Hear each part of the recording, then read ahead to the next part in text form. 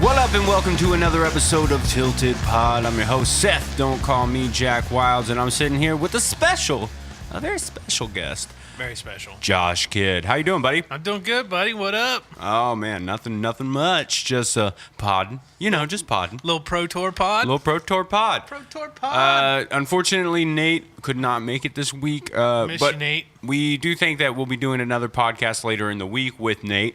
We'll kind of go over other things going on. We just like to talk modern, so we might as well do a couple. But as promised, we are going to have out a nice Pro Tour recap for you this Tuesday. But we got to start out with something else. And it's what we do every week.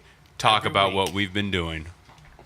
Go ahead, Josh. All right. Well, I have been, of course, working, but you guys want to hear about what I've been doing in Magic? Yeah, no one cares about work. I've been playing in some leagues. I missed F&M last week. The girlfriend yelled at me, told me I'll never make the Pro Tour without going to F&M. Yeah. Well, she's there for you then. Yep. That's cool. She wants to see me up there with Jerry T. My girlfriend got mad at me for going to F&M. Let's move on. Moving on to the I've been playing Grixis Death Shadow in the leagues, doing the 2 Teamer Battle Rages and the 4 Stubborn Denials. I like that. Yeah, you even moved to Ops as well, right? I did move to Ops, and now I gotta say that every chance I have 3 Ops and 1 Serum Visions, and I just always cut the Serum Visions. Yeah, like I'm just cutting it cut the Serum Visions. Yeah, you like the Ops more now. I do, yeah. So why not just make it the 4th Op? I don't know why. Like, it felt kind of nice, maybe. Like, sometimes having that Serum Visions and being able to just dig. But I think that there's just so many cards you want to hold up in the opening turns. Like, honestly, the way the meta is nowadays, I don't even, like, if I have a turn 1 Opt or Thoughtseize or Stubborn Denial. Yeah. I usually don't even play the Thoughtseize turn 1. Right. I just hold up all my cards and then opt at the end of the turn if they don't do anything. And that's been seeming to go really well. So I might just go 4 ops. Right. Yeah, I like that play too. I mean, it's kind of nice. You don't necessarily always need that turn 1 Thoughtseize. You'd rather them see one more card. You'd rather see one more card. Yeah. It's not like the old Jund days where it's Thoughtseize into Goyf all the time. Right, and you just don't. That's just not a thing right now. Yeah. Cool. So, been doing pretty well in the league. So, a bunch of 3-2s, a couple 4-1s, maybe. Yeah, usually most of the time I go 3-2. That's kind of the standard with that deck. As long as you win 51% of your matches and lose 49, you're in there with that deck. I feel like, but I did go 4-1 Saturday night after watching the Pro Tour a little bit. Got a 4-1. Won. How many treasure chests is that? 8. 12? Did you open them up? I didn't open them up. Oh, you pansy! No way. You gotta open them up. That's 20 tickets, dog. That's $20. Dude, that's $20. could be a lot more than that, man. Oh well, it could be a pile of crap too. All right, here's the thing: you always open up the pity chest. You always open up the single chest. I think if you go 3-2, that's the one I gotta open. Yeah, going 3 and 2, you gotta open that do one. I want 2 tickets or do I want to open this? Yeah, it's a lot easier. But when you can sell them all for 20 tickets, 20 tickets is a pretty good chunk of change. Well, all right, so that sounds cool, man. Based on those leagues, compared to the beginning of the week and compared to Saturday when you were playing these leagues, what were you has the meta changed a little bit based on the Pro Tour? Or? I have definitely been seeing the Hollow One deck and the Pyromancer decks. I actually have not seen humans a lot. I really... That's so weird. I felt like that deck would be everywhere after this. I consider it to be the breakout deck. I think it's a breakout deck, too. I mean, we all knew it was there, but for, the majority... Well, not the majority, but 10% of the players at the Pro Tour to show up with that deck is... Right, is, and very good players. Yeah, our boy Gucci. Gucci, mate. Gucci. Oh, man, I'm so bummed that he didn't make it. We'll get into that in just a second when we break down the Pro Tour. But, the Black-Red Hollow One deck definitely has been showing up. I do think that this list is kind of the fixed version of that. Steve Rubin showed up to an SCG Open with it, saw it became very popular after that. They weren't running 4 Goblin Lores. In fact, I think the original list didn't run any Goblin Lores. Even a local player or a shop plays this list based on Steve Rubin's list.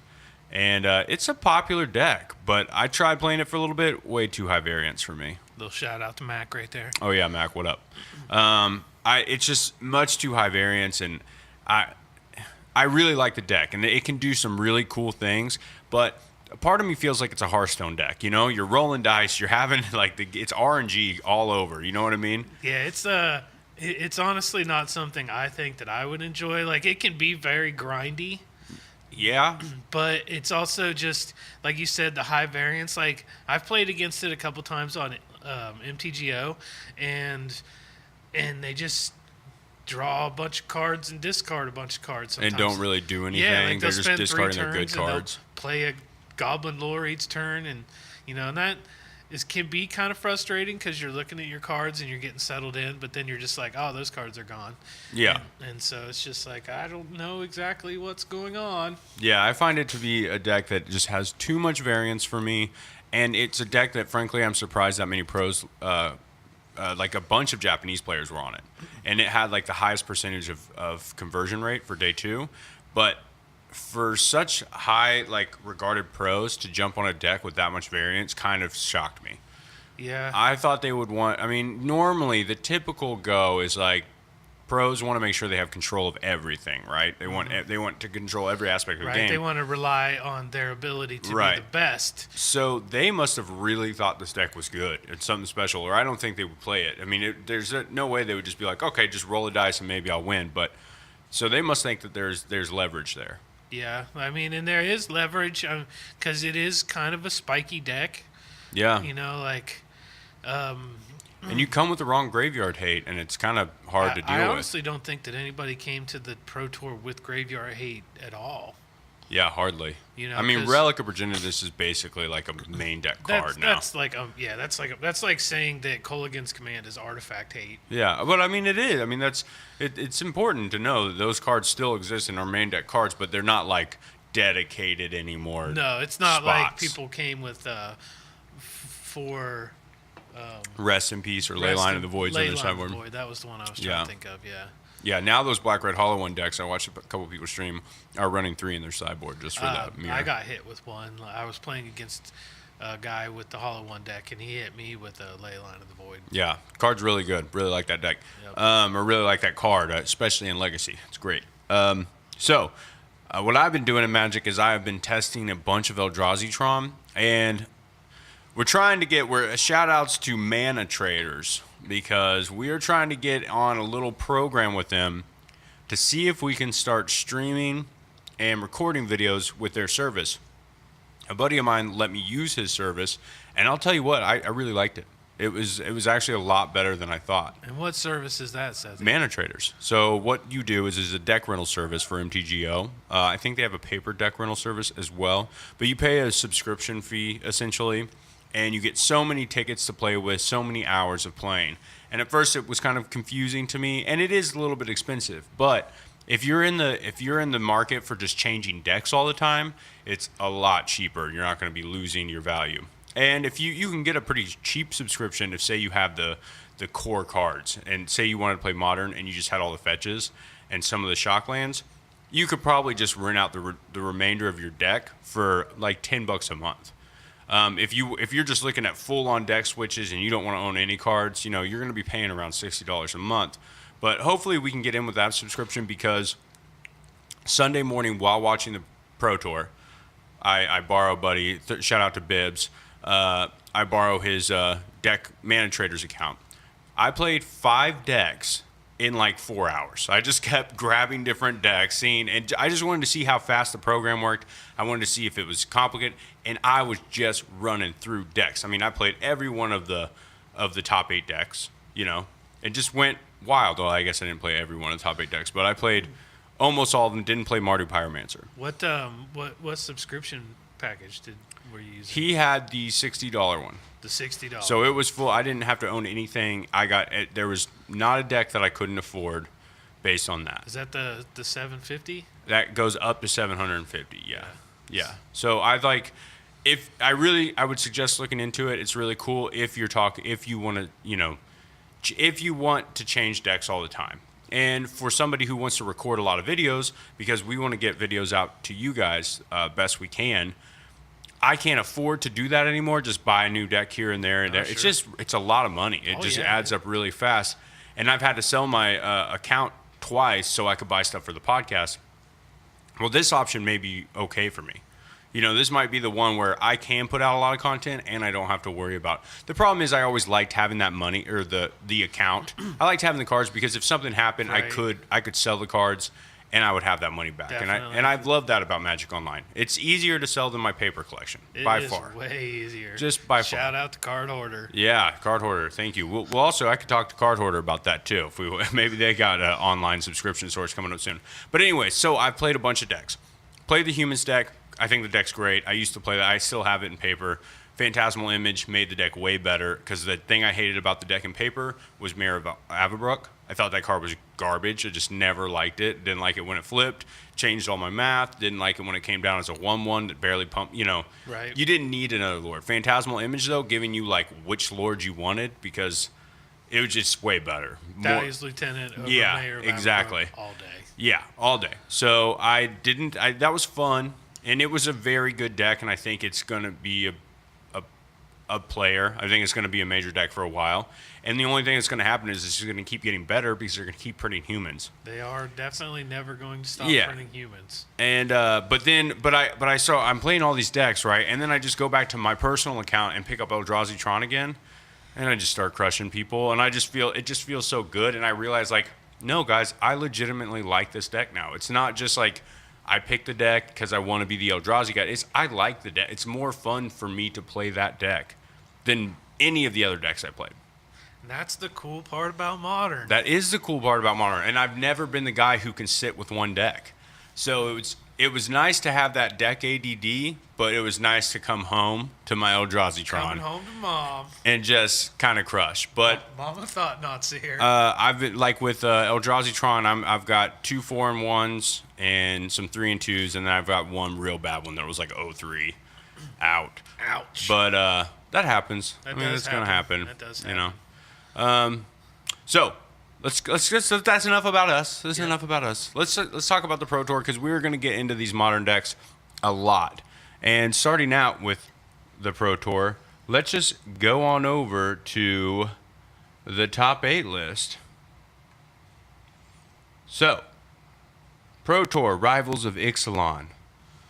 Unless you've been under a rock, you should know that Luis Salvato won the tournament, defeating Jerry Thompson. Jared T, playing a little thing called Lantern Control. What do you think about this?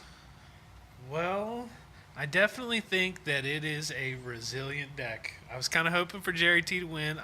I did say before the Pro Tour started that I thought Lantern was going to win. Shot called. You did call it. But I also didn't really want it to win because nobody really likes that deck except for the guy playing that deck at the exact moment he's playing it. Right. But overall, I just thought it was a resilient deck that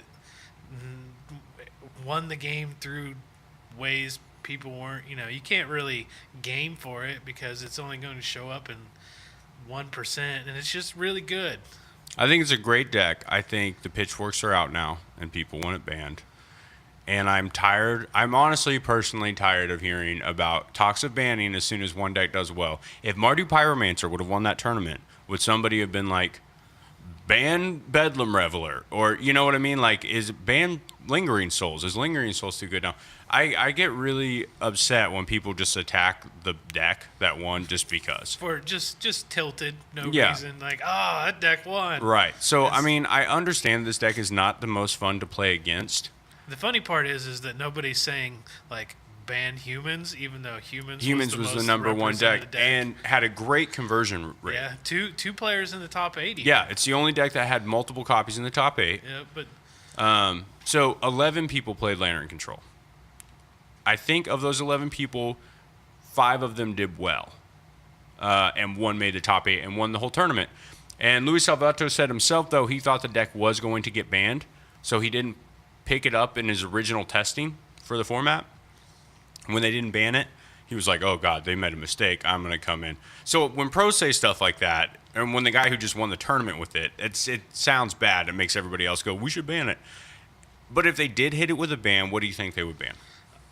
Well, I know that a lot of people have said ban Mox Opal. I'm not a big fan of that. Oh my god, if they did that, I'll be so angry. Yeah, like I get that Mox Opal is a busted card, 100%. But it takes a lot of deck building requirements. Exactly. Like, and it's just, and it's not even super busted in that deck. Like, I don't think if you ban Mox Opal, Lantern's going to stop being a thing. Right. Like, it's I do think it helps the deck out tremendously, but no, it's not going to just stop it. Yeah, like there's a lot of times, and in my personal that I've played Lantern and they've just never played a Mox Opal. Right. Or like, like a lot of times you'll Thoughtseize Affinity and you'll be like, oh, I got to take this Mox Opal. Yeah, the Mox is very important. Like it like breaks their hand down. Yes. If you take it sometimes. But you get a hand against Lantern, and you're like, this Mox is kind of annoying. But I probably should take that or I should take that Ancient Stirrings, or but like whereas like the Mox or even their own wins you the game Thoughtseize. in Affinity, like it doesn't really win you the game in. No, it just helps you come out a little faster, and I think the deck is much better because of Mox, but I don't think it makes the deck busted. And do I think it would nerf the deck? Probably a bit, but would it nerf Affinity completely? Yeah. I think so. I think Affinity would be finally gone for good. Yeah, like because those are the beatable hands without. 100% beatable. Yeah. Yeah. The deck's really not that amazing if you don't have that little bit of extra ramp.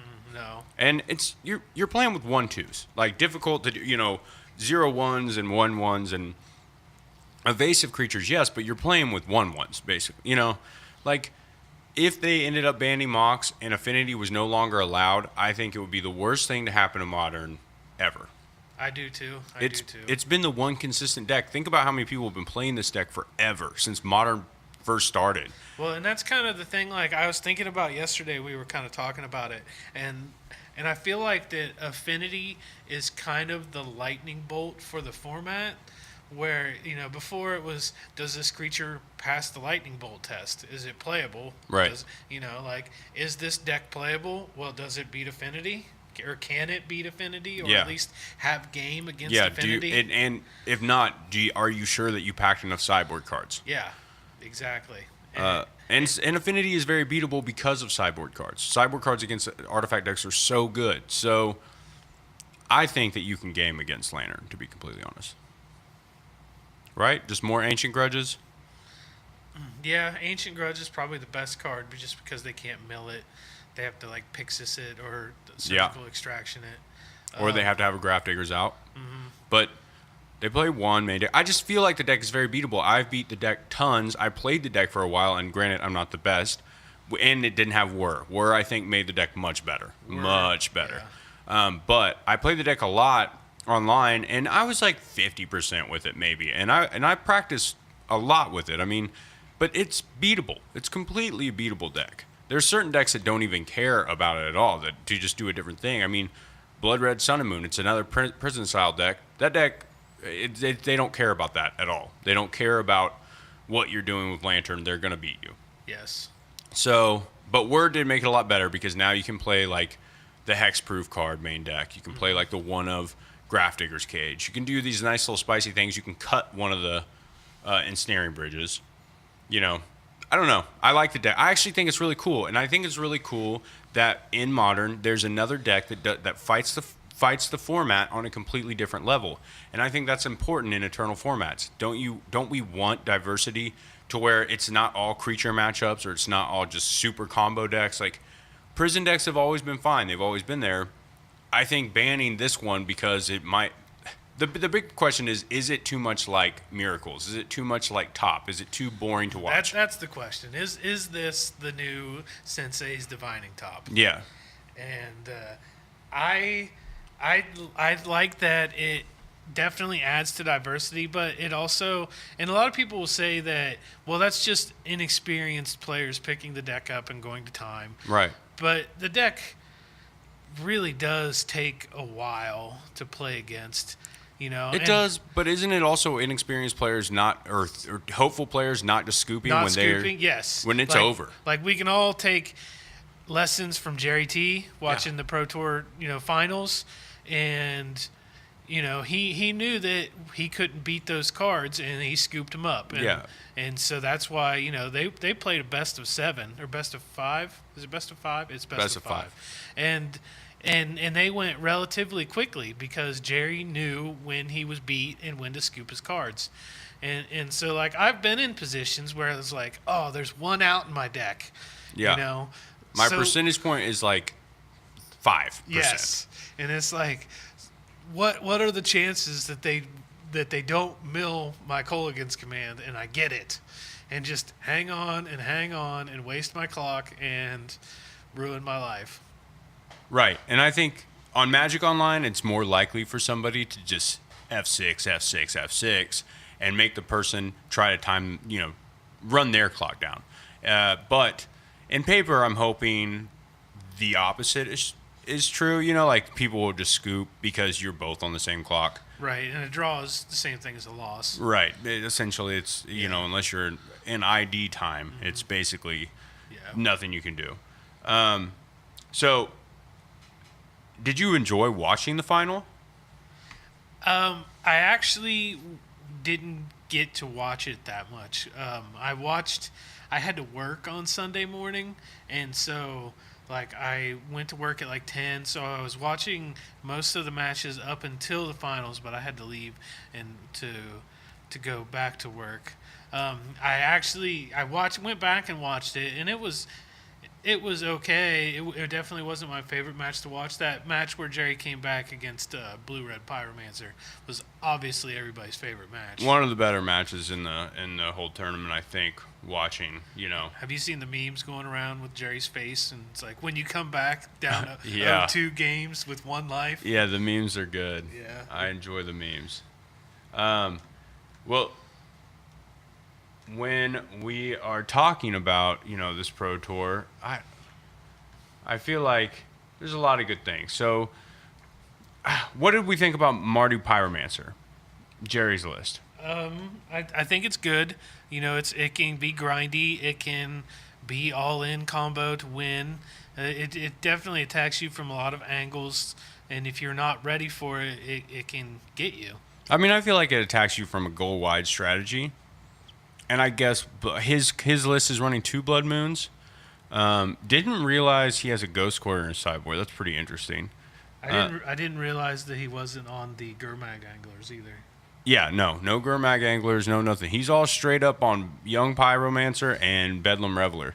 And Bedlam Reveler in his deck was so good. Like, I've seen some people trimming on Bedlam Revelers, but it felt like disgusting that what he was doing with the Bedlam Reveler. That's kind of that high variance card, though, because there's been a lot of times where I've played against this deck and they've cast a Bedlam Reveler and they just have a 3/4 and they draw a bunch of lands, and it's like, oh, that's garbage. But you still can't admit that even if they draw a bunch of lands, it doesn't matter. So an Ancestral Vision could be just, I pay 1 and I draw a bunch of lands. I mean, that's, you know what I mean? Like, yes. Yeah. But I mean, the deck doesn't even play that many lands. 20 lands. Faithless Looting. I think the Manamorphose is kind of interesting. Collective Brutality. I think that card just did so much work all weekend. What do you think about Collective Brutality? Yeah, it's definitely a hot and spicy card right now. The ability, to discard for value, like Lingering Souls, right, or some sort of value card. Is he playing any of the? He's not playing any of the discard value cards, right? With Madness? Yes. No, nothing with Madness in this. This deck is strictly about putting in, putting in basically just Lingering Souls, right? Or dumping cards he doesn't need. He has a larger variety of cards, right? So he's searching with Faithless Looting and, fueling his Bedlam Reveler. Right. And he's just really trying to run through his deck to find what he... as many cards as possible. Right. Yeah, and this deck definitely does that well. Yeah, so watching him play throughout this tournament, I've been out and said it. I don't like this deck. I don't think this deck seems that great, but watching him play at this tournament, I was shocked and surprised at how well he was able to navigate situations where he looked for sure dead. And I think most people, here's another thing we can talk about a little bit. Most people would give up when they're at one life. You know, they're just kind of, they run out. A lot of people concede early when they're being beat early. They don't fully concede, but mentally they've checked out. And they're like, yeah, I don't think a lot of people play through the hard patches enough and like really try to win or think or stay calm at least, not tilt. And Jerry, watching him play through games where he was getting crushed and then come back and win, and it never fazed him, was the most impressive thing to me. Like, I loved watching him play. Even though I don't like the deck that much, seeing him get beat pretty bad and just keep a smile on his face and somehow navigate these waters against like humans. He did it against humans like multiple times. Every time we saw him play humans, it looked like he was just getting beat up. And then, oh, well, he comes back at 1 or 2 life. Here comes Jerry T. I actually have more respect for Jerry Thompson after this tournament than I think any of the ones I've seen him play. Like, I noticed it more. His head seemed way better. Like, he seemed way more in the zone in this tournament. Yeah, definitely. Like when he was playing Mono Black, when the zombies. Yeah, when he won the Pro Tour, it was like he played that deck and just kind of crushed. I mean, he had some hard patches, right? But he never, like, he played that Pro Tour and won it. Like this Pro Tour, he was on the ropes all the time, every game. You know, and I think this deck kind of plays from behind, you know, the gun a little bit, but it also was like, I don't know, just watching him turn the corner when he needed to was insane. It was good. So I think this deck is going to be very popular. To me, this is more consistent with what Jund used to be now. You know what I mean? Like, that's all. I'm a little bit surprised you didn't like it. It's just got the removal package and things like that. It just seems like Jund to me. You know, you got your Thought Seizes, but the looting and the Bedlam Reveler and those things kind of run out. And the one of Manamorphose, which is kind of interesting. I don't know. I'm not a fan of this deck, but I do plan on seeing it a lot, and I might stream with this deck or record it with this deck because it seems like people really enjoy this deck, and that may change my mind. Maybe playing it is like, oh wow, this has got a ton of game, you know. All right. In fourth place, tied for fourth place, we watched. Okay, so Lantern Control had to play Black Red Hollow 1 in the semis. Luis Salvato playing Ken Yukihara. And Ken, we talked about this Black Red Hollow 1 deck a little bit. He's got the 3-1 Tassiger and Gurmag split on the Gurmags 3. He's playing 4 Goblin Lores and four obviously of the Faithless Looting and Burning Inquiries. He's playing 2 main deck Collector Brutality. Again, a card that is great in this deck. He doesn't have any of the Madness cards, right? Which is, I think, a big difference. Like, I like that. He just took that out. Yeah, I think that, you know, with some of these, I don't want to call it gimmicky decks, but they are kind of gimmicky. Mm-hmm. And you need to be able to differentiate what's too gimmicky. Right. And so, like, I like this streamlined business-like list rather than playing, like, some of the cute value cards. Right. You know, discarding just doesn't need, you know, like, just discard. You just don't need the Madness effects. Yeah, you don't. I mean, I think the Madness effects aren't necessary. He does have 1 Madness card in it, and it's Big Game Hunter. However, I do think that card is worth having in the sideboard. Very good against a lot of decks, and that's a fine card. Gets me all the time. Yeah, that makes sense. But having, like, what is it, Fiery Temper? Yeah, just not worth it. I mean, already Bolt is not worth it. Like you have Bolt, but it's not worth having, like, additional copies of Bolt that are 3 mana if you don't have something going on. Yeah, just stick to your Lightning Bolts. Right. Sideboard, he's got the 3 Leyline of the Voids, 2 Blood Moons, 2 Big Game Hunters, a Collective Brutality, 2 Ancient Grudge, 3 Grim Lavamancer, and 2 Fatal Push. This deck made Grim Lavamancer look fire when he played against Luis Salvato. Did you watch that? I did not see that. Man, no. He stuck a Grim Lavamancer and finished the game with Grim Lavamancer, unable to attack with all his creatures. He just started chipping in with 2s, having to, like, discard to hand size almost, like playing a game where Luis couldn't Luis couldn't like mill him because he couldn't put cards in his graveyard and he couldn't find his Pithy Needle. He had named like Bloodstainmire instead of Grim Lavamancer. Going with the gotcha. Yeah, so he got him for a couple turns, but then when Grim Lavamancer landed, it was just wild. It was a really cool game. It was really cool watching Ken Yukihiro come back because he had lost 2 games, then won 2 games, and then it ended up going to Game 5. And I would say that Lantern had probably one of the best chances against this deck. Like, it was probably best. Like, this was Black Red Hollow One was probably the last deck they wanted to play was Lantern. I just don't think they have enough. Now, they are really fast, but they just don't have enough to get there.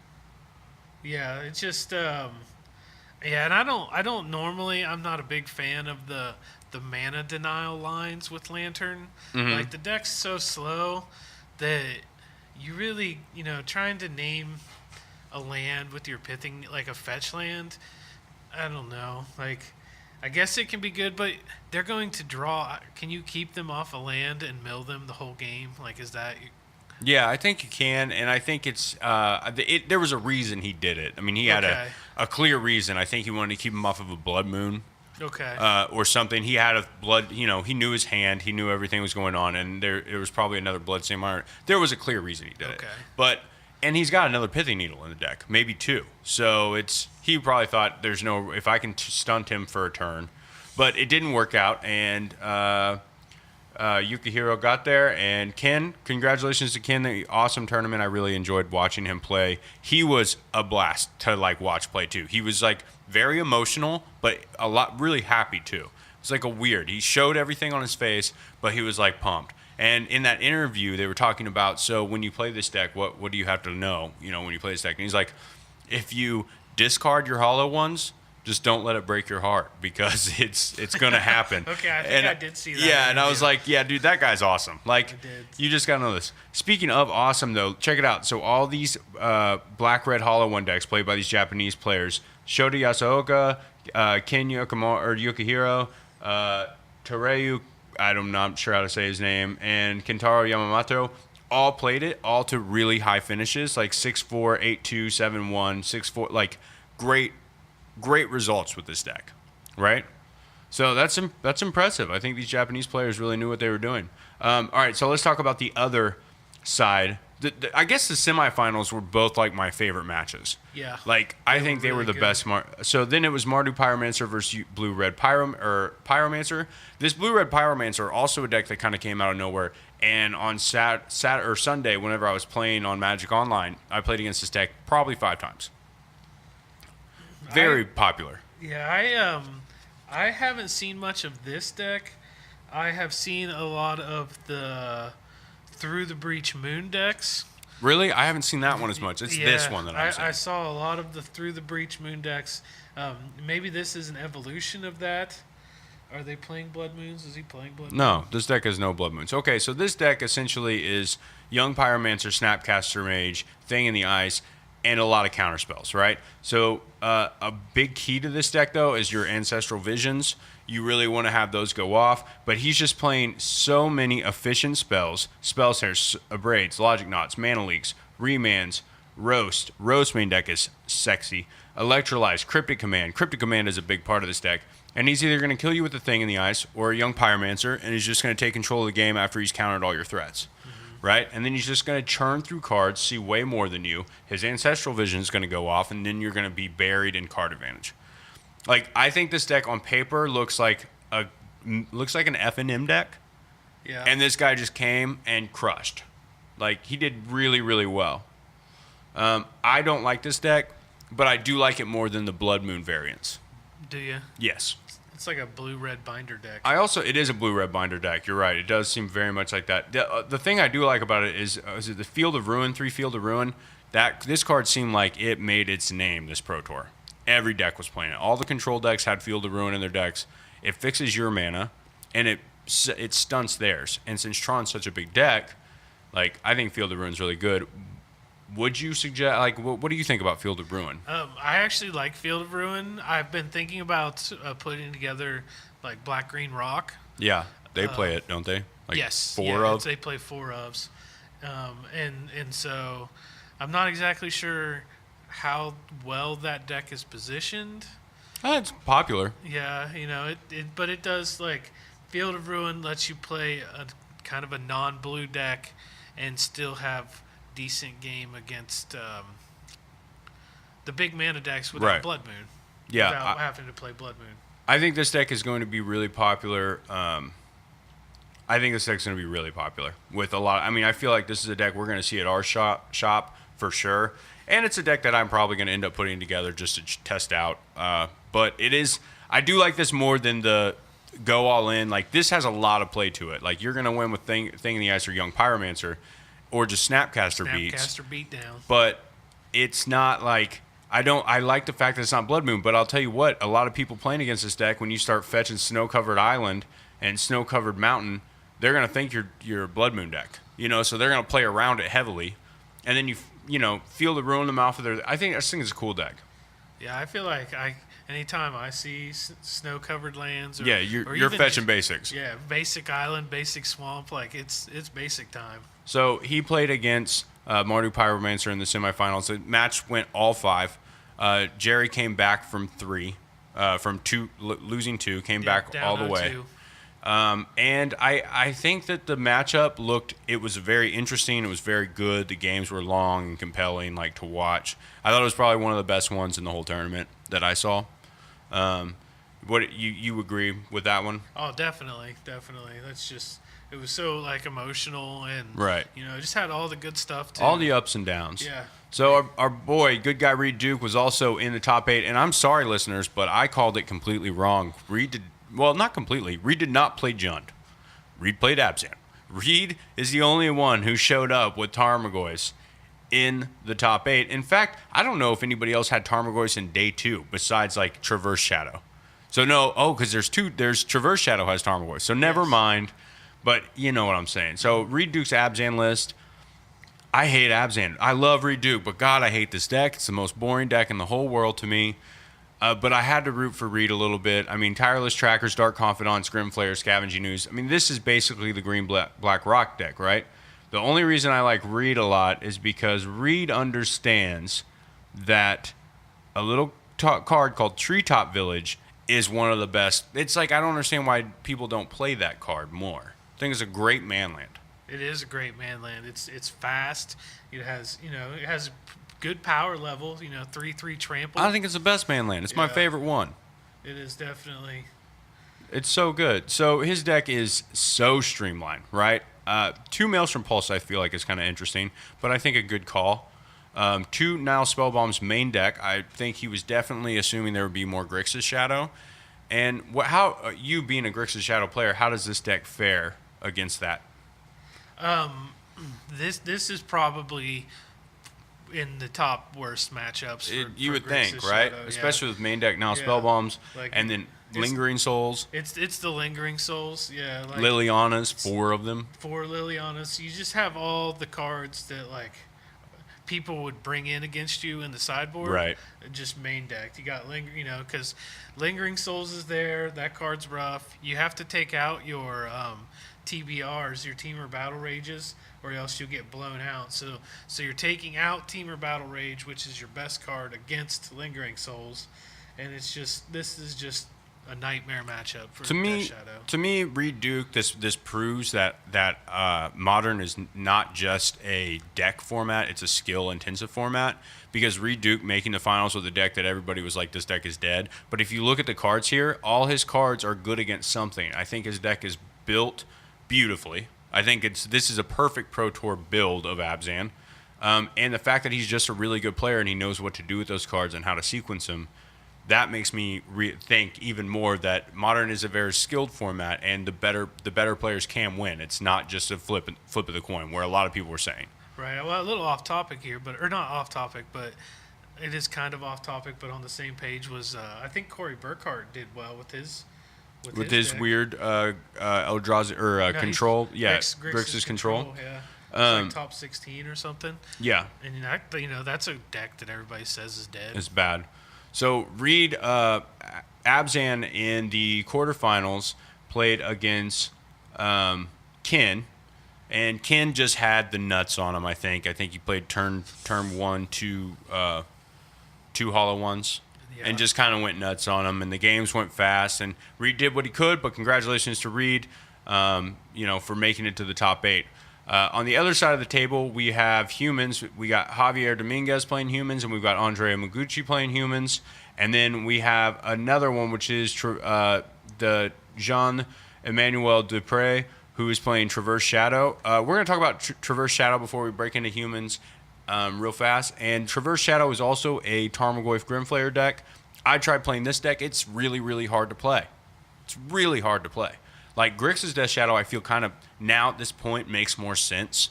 It kind of plays itself a little bit. Like, I know which lands to get. I'm not concerned with, I understand how Grixis works. Picking this up again was like, whoa. Like, I was fetching the wrong lands at the wrong times and just, like, making bonehead mistakes. And the worst thing is, like, you realize it while you're doing it. It's just you can't stop. You're like, click it, and you're like, wait, why did I do that? This deck is playing, I think his list is cool. He's playing a Grimflayer and a Snapcaster Mage, so that's fun. I like Snapcaster. 2 Lily of the Veil, 3 Fatal Push, a bunch of Hand Disruption, 3 Traverse, 2 Abrupt Decays, 2 Teamer Battle Rage of Dismember. This actually has a much less, I think Mishra's Bobble in this deck is excellent. Oh, yeah. But this has much less removal than a typical Death Shadow deck. Would you ever go back to this deck? I think this is possibly the better of the 2 decks, but I think it's harder to play.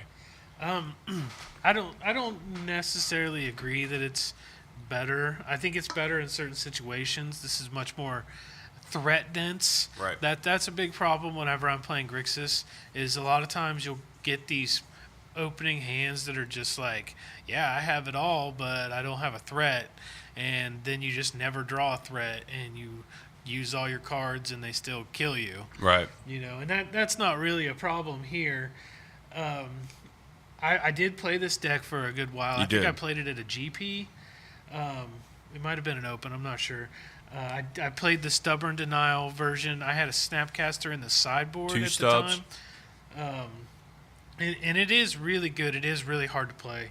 Your Mishra's Baubles, being able to scry, are really important. Right. Because you're lacking those blue dig cards, and so you just need every percentage point of advantage you can get.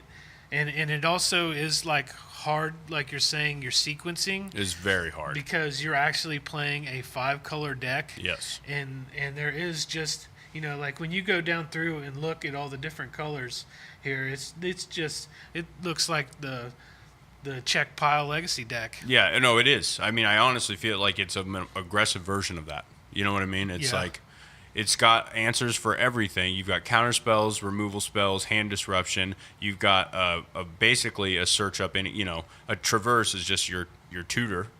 Mm-hmm. It's got a little bit of everything. A little bit of a combo kill with your Teamer Battle Rage, plus your 0 drops that are just going to dig you cards, and really efficient threats in Grimflayer, Death Shadow, and Tarmogoyf. The lands are crazy. Then your sideboard, you even got another land because it's just too hard.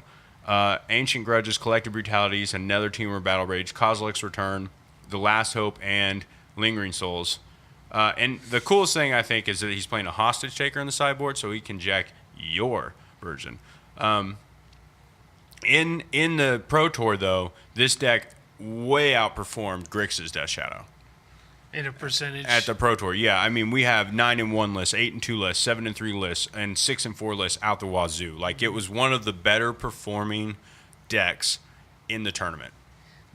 I guess, like, the problem just always with this deck was this consistency. Sometimes it can be so finicky, fickle, without that card draw and the smoothing out your draw steps. I think everything about it is harder just because you don't have any way to fix a hand.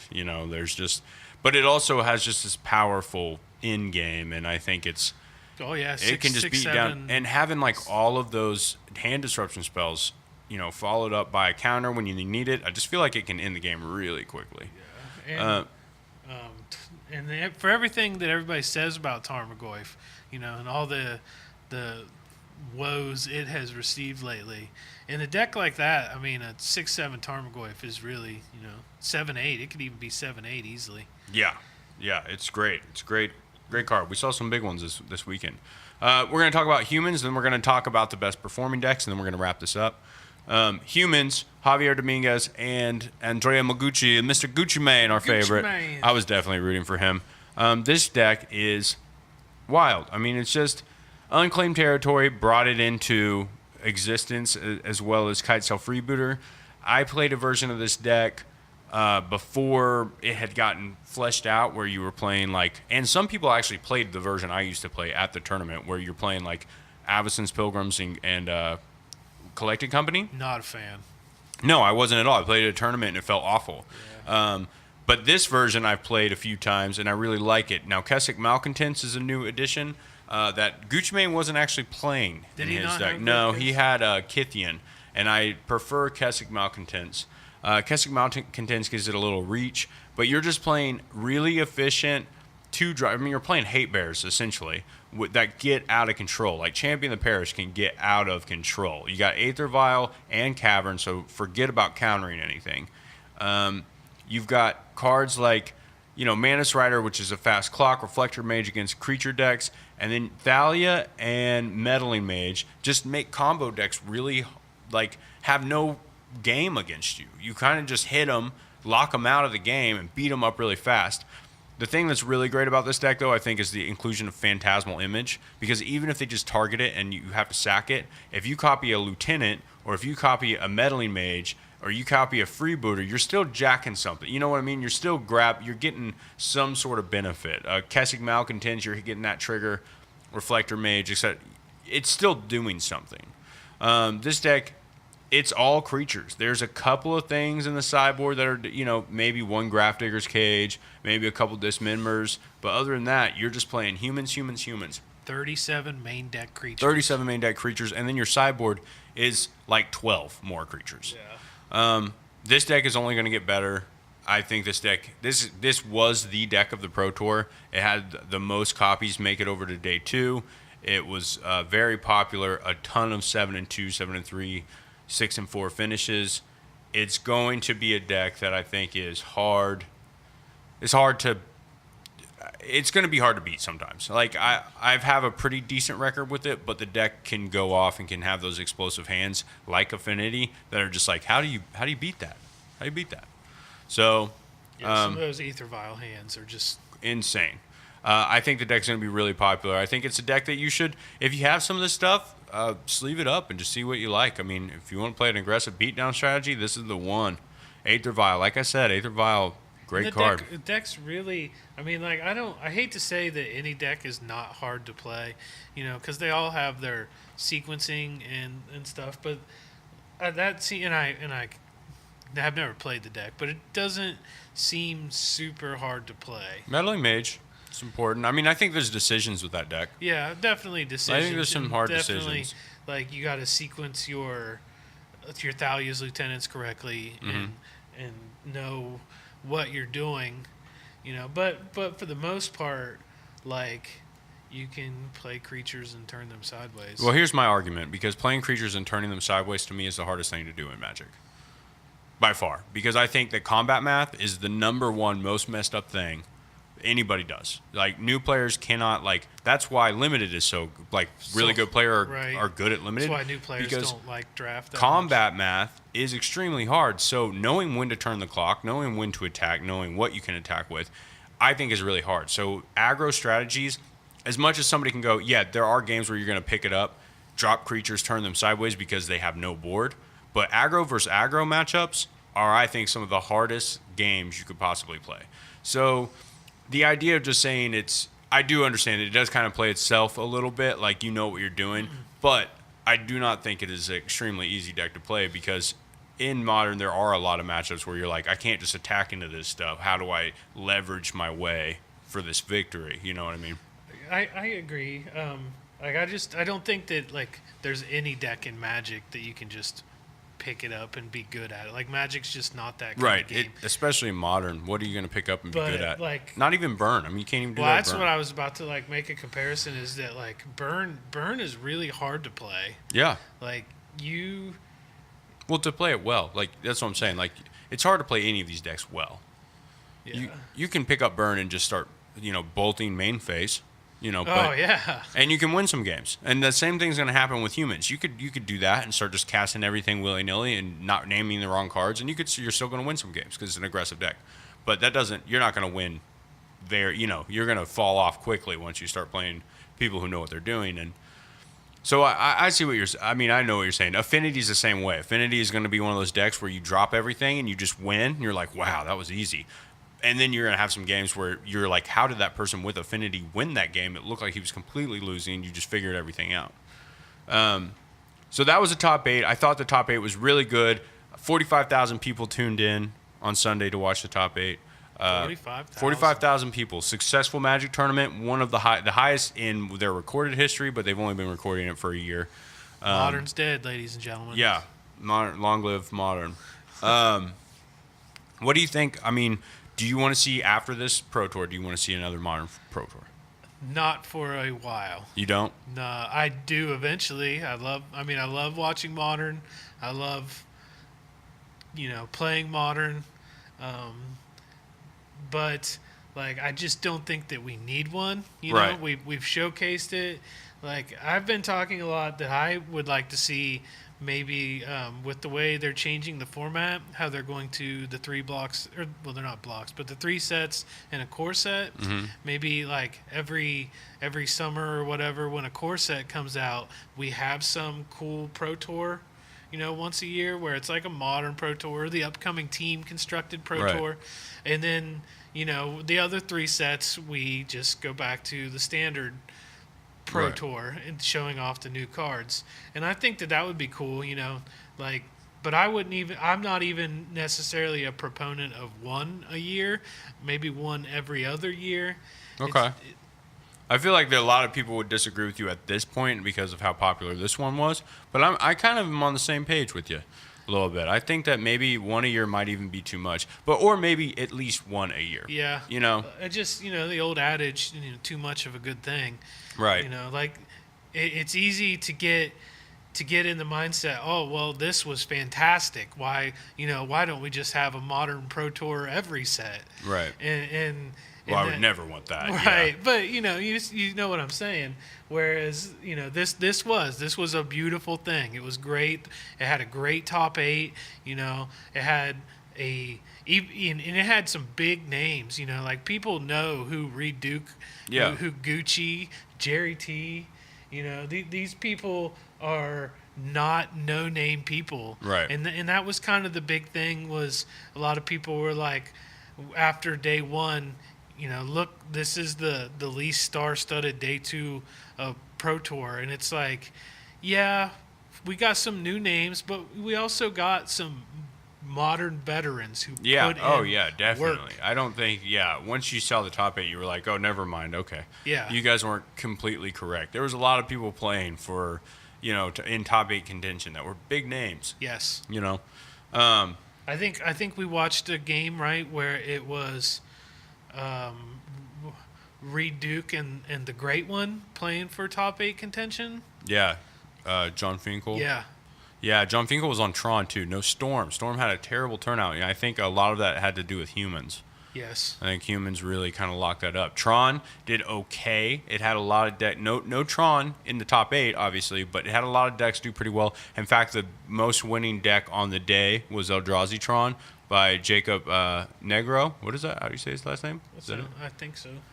Sorry, Jacob. Sorry, Jacob. But, hey, dude, you're playing the deck that I love. And over 4 Endbringers. I honestly think, he's playing the Sand Party version. The only thing he's doing a little bit different is playing an extra hanger back walker, and he's playing another All Is Dust in the sideboard, and I think that's a great decision. But other than that, this is the exact same thing. He's got a lot of hate. He's only playing 1 Cavern, which ended up being fine for the day. There wasn't a whole lot of counterspell decks, but I don't know. He just smashed the tournament, man. Smash. 9-0-1. The most winning on the day. There was Eldrazi Chan that went 8-2, 7-3, and then a bunch of 6-4s. I think the deck ended up being really well. In fact, Brad Nelson played Eldrazi Tron, which I find pretty awesome. Yeah, I feel like he always talks smack about this. He talks smack about it all the time. Yeah. And he played not the exact same list, basically the same thing, adding a spatial contortion. I mean, the deck, it's probably just the deck I'm sticking with from now on. It's just really good. I like to play other things, but the deck is really good, and that's the good thing about Modern is that I think that's the one takeaway from this Pro Tour. Yeah. Is that we can definitely look back and we can look at the people who won and did well, and you can say, I know those people put in work. Right. You know, and Modern's a format that rewards work and diligence and understanding of the format, etc. Yeah. Just a couple more lists, just to break it down, so you guys might have interest in these lists. Other lists that did really well, didn't top 8, and they might have had bad records in limited, but they had really good positive records in Modern. Or Traverse Shadow, like I said, they had a lot of copies. They had a 9-win, and I think there's multiple copies that had really good wins of this blue-white control. I can see this blue-white control becoming very popular. I've played it against it a few times already online. Search for Azcanta, Spreading Seas, Detention Spheres, Cryptics, Supreme Verdicts. It is just control. You know, it is very control. And for Field of Ruins, with it in as well as the Spreading Seas, really can turn you off. You know, you just kind of beat them up with whatever. I think the deck is actually going to do well. I thought Jeskai Control would be a lot more popular, but the control deck that came to this tournament was blue-white. There was quite a few copies. Yeah, especially like you would think Jeskai would be good considering all the humans that were there. Right. Yeah. No, it just wasn't that great. Affinity had a lot of decks that did really well. I mean, what else can I say about Affinity? Affinity, like you said before, I think you're right. It's a Lightning Bolt. It's the deck equivalent of Lightning Bolt. It is a great deck that I think needs to be in the format. And if you want to beat it, you can beat it. And if you don't come prepared, you might get run over. You know what I mean? Yeah. So. Congratulations to those playing Affinity and making well at Pro Tour. We had Black, White, Eldrazi, and Taxes. Only a few copies showed up in day 2, but it's a deck that I think is still very good. Boggles, we had a couple Boggles decks do pretty well. It had really bad conversion rate, but there weren't that many play it. But there was like 1 or 2 that had pretty high. If you're looking down the list, though, of like what did well, really, it was just one Lantern deck. You know, there's like 3 or 4 of the 11 decks ended up in the high end wins. Get down to the middle of the pack, and there's all the Grixis Death Shadows. Yeah, tons of Grixis Death Shadow and what is Eldrazi Spirits? Here, this is the deck I was talking about. Here's a Spell Queller with Mausoleum Wanderer, Aether. It's like blue-white Eldrazi and Taxes. That's kind of cool. Didn't do very well. But yeah, a lot of Grixis Death Shadow all the way down the list. And then you get down also Jeskai Control. It's kind of Titan Breach. Let's talk about Titan Breach for just a second before we wrap up. Titan Breach had maybe one of the worst performances ever. It was, I think, the least successful conversion rate in the whole tournament. I think I saw like 30% or something. Like it they was said by far the worst. That like 67% of the people convert from day make day 2 in the field, and so that's the number you want to shoot for. Right. And it had like a 30. Yeah. I think one of the highest was Eldrazi-tron and Traverse Shadow, and then Black-Red Moon or Black-Red Hollow One. I think those were the 3 highest conversion rates. Storm, like we said, had a terrible tournament. Is there anything else that's cool? We can talk about Corey Burkhart's Grixis Shadow or Grixis Control list real fast. He talked about it during the tournament, and I thought it was pretty interesting. 4 Kolaghan's commands and 4 Cryptic commands. I was like, what? Really, dog? You gonna be running that many? Search for Azcanta seems awesome. Creeping Tar Pits. Can't say enough about Search for Azcanta. I mean, honestly, the card is great. It's just an interesting deck. You know, I like that he's got Tassiger, so if he needs to, like, turn the corner and maybe beat down some decks, just have a hard time dealing with turn 1 Tassiger or turn 2 Tassiger. Pia and Kira Nalar, he was talking about how he just needed a couple more go-wide strategies against Affinity. 1 counter squall, couple terminate. I mean, he's got a little bit of everything. What we can talk about is how this deck does not have Opt or Serum Visions in it. Oh, wow. It does not have Opt or Serum Visions. Yep. I think he said during that interview that Thought Scour, that he doesn't need those cards. He has Thought Scour and Thought Scour and Search for Escanta. And that'll get him there. Yeah, I mean, that makes sense. Because all of his cards now are much more powerful. So instead of just drawing a card that looks you one more deep, he's just like, all right, I'll just draw a powerful card. Yep. You know, that makes sense. And also Cryptic Command. I mean, replace itself, counter something, tap everything, bounce something. And kind of, like, he's playing 25 lands. Yeah. And so he's got plenty of mana to do everything. Well, 4 of them are spells because they're Field of Ruin. Like, I think he specifically was like, yeah, Field of Ruin fixes my mana, and it's like a spell in my deck. It's really good. And so, I guess that, too, is another reason to not need Serum Visions. Or scrying effects because you're going to be shuffling your deck. Well, not necessarily that, but I would say more than half the time you're playing, especially in the early game, you're using Serum Visions because you want lands. Right. And so he doesn't really need to fix the extra lands with Serum Visions. He just wants to get as far down in his deck as he can, and his graveyard is really an extension of his hand. Yeah. So the bigger his graveyard is, it's like, I got a yeah, it is. Tameo With 4 emblem out there. Snapcasters, some Taskers, it is just an extension of his hand. Call against command, grabbing stuff. I think this deck is actually kind of cool. I'm surprised I haven't run into this once on Magic Online. Maybe I could try playing this. Maybe I sleeve this up and do a video with this. There you go. Seems like a fun deck to try. It seems like I'm going to be terrible at it, though. Maybe I better record with this one. Yeah, maybe you should record with this one. Maybe we'll do a team record. Team record. Team recording. All right, well, I think that's going to wrap up our Pro Tour recap. We'd really like to just... honestly, I'd like to say thanks for anybody who's listening. Please like and subscribe on iTunes and subscribe on YouTube because we're going to be putting out, like the podcast comes out on YouTube, and we also are going to be putting out videos, like we said. Maybe you could tweet at us and see what videos you want to see. Yeah, we'd be very interested in you guys letting us know. Speaking of, though, if you subscribed to the YouTube channel this last week, you were entered in a little drawing, and we have the winner, Austin Matthews. Come on down. You subscribe. Just you can't come on down but you can email me or hit me up on Twitter.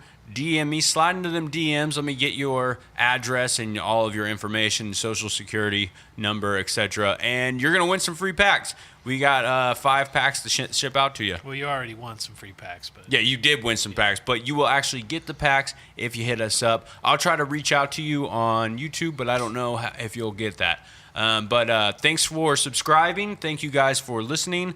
Thanks, Josh, for coming on to this episode. Woo. I think it was a successful one, and we'll see you. We out. Out.